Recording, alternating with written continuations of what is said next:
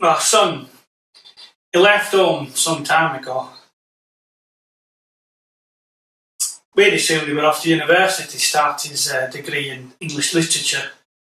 But when he stepped into a taxi, my fair Brenda and I never saw the real him again. How many weeks was he gone? Oh, 6 months it was. Not a word from him in all that time. No calls, no emails, nothing. Then he returned. That thing he was wearing, it was awful. And had a big black Thom. He walked into the living room with it on, stared defiantly at Brenda here, his mum, then me, then his sister Angela. And he asked us how he looked. I was shocked.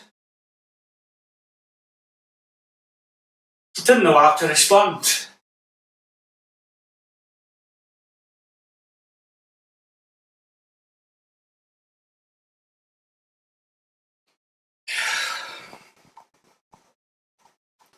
You see, our boy had never shown any interest in religion before this. Finding Islam. You're only a kid, really. Brenda and I are atheists. We raised them to be tolerant of all faiths, not wary of anyone selling easy answers. Looking back, I think it all began after he left school. Yes, he was feeling isolated, depressed, vulnerable after breaking up with his first girlfriend. So we were quite pleased when finally some new friends appeared. They were all young Muslim men. Seven or eight of them would pile into his bedroom every evening. You'd hear the shouts and noises of teenage boys being happy. It all seemed so normal. Turned out it was anything but normal. Yeah, when you found that prayer mat rolled up with books on the Quran on a shelf in his room. It was such a shock. I was just tidying up and there they were.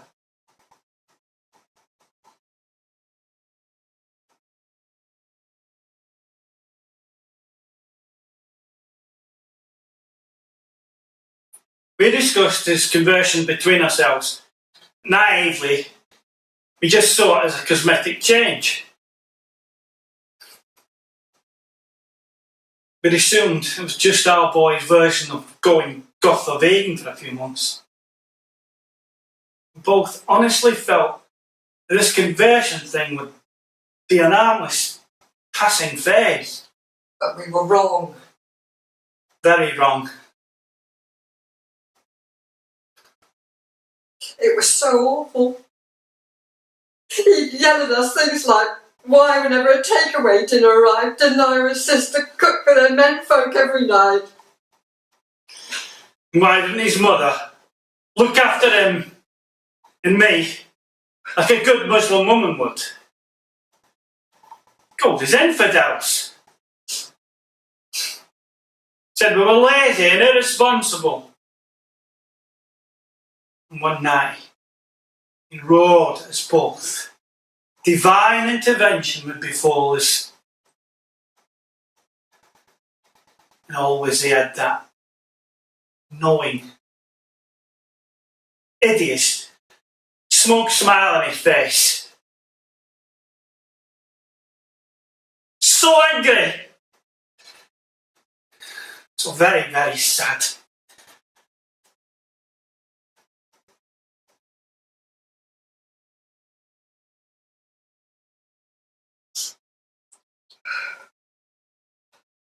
In his eyes, it wasn't just women who were at the sharp end of his newfound insight. A news story on TV prompted such a savage discussion on politics. This was something which in the past had been of no interest to him. Yeah, he yelled at everything bad in the world with a direct fault of the Jews. Please just ask yourselves how you would feel If your child or brother started spouting hate-filled bile against gay people, women, Jews, dark-skinned persons, anyone in fact who wasn't a Muslim man, every day we struggle, wept and grieved for this boy who used to be our loving child. All we wanted was our son back.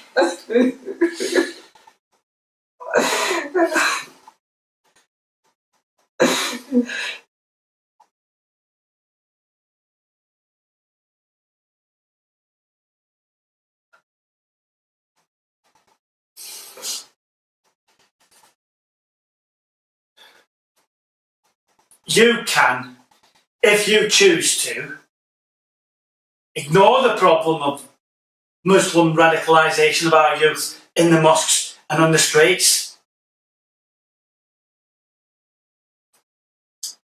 So easy to tolerate what doesn't immediately affect you. And it's nice to feel that you're liberal about Islam. Our son fell into the trap of allowing himself to engage in this vile bastardisation. And it results in his death. He naively assumed that his actions would lead him to some form of paradise, ignoring the fact that we, his loved ones, would be left behind to cope with a life of hell.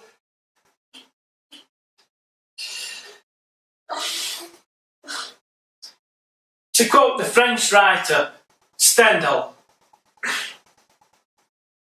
the only excuse for God is that he doesn't exist. What's it all for? It doesn't make any sense.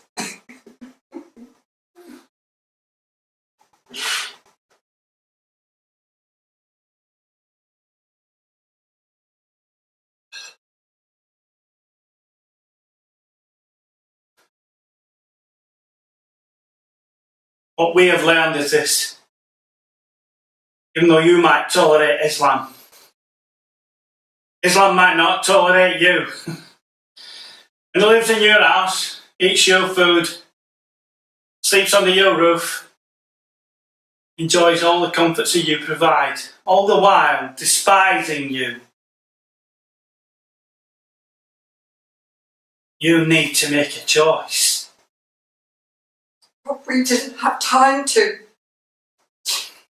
Our boy, our dear sweet boy, is now dead.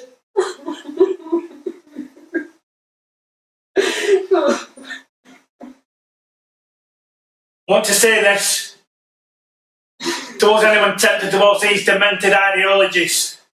If you're not a part of them, just ask yourself this. When you finally regard your war against us as being over, when you feel you've removed all of Western humanity, you quite clearly hate, what do you think it's going to be like?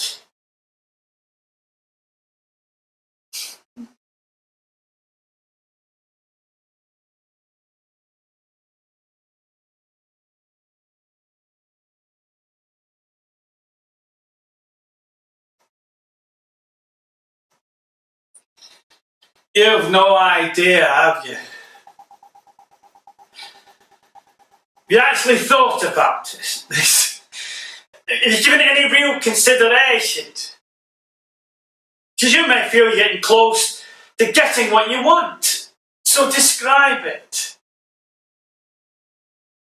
Be aware that your very own innocent children and young people will scream and burn as you continue this vicious, pointless vendetta. Will they too be sacrificed to meet your own misplaced ends? Many more hearts do you intend to break? Many lives will you continue to shatter? To what real end? You can't kill all of us. I understand how hard it must be for you to grasp this suggestion. Why not truly show how strong you are? Put down your guns. Pull up a chair. Let's talk about why you're so angry.